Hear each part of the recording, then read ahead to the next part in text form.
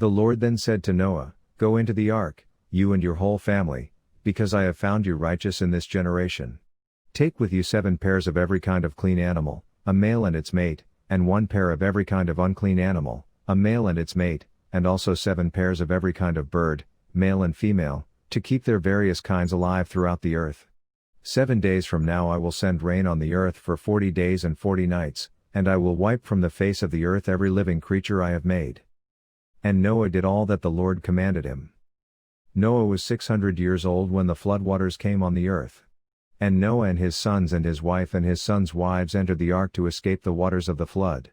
Pairs of clean and unclean animals, of birds and of all creatures that move along the ground, male and female, came to Noah and entered the ark, as God had commanded Noah. And after the 7 days the flood waters came on the earth. In the 600th year of Noah's life, on the 17th day of the 2nd month, on that day all the springs of the great deep burst forth, and the floodgates of the heavens were opened. And rain fell on the earth 40 days and 40 nights. On that very day Noah and his sons, Shem, Ham, and Japheth, together with his wife and the wives of his 3 sons, entered the ark. They had with them every wild animal according to its kind, all livestock according to their kinds, every creature that moves along the ground according to its kind and every bird according to its kind, everything with wings. Pairs of all creatures that have the breath of life in them came to Noah and entered the ark. The animals going in were male and female of every living thing, as God had commanded Noah. Then the Lord shut him in.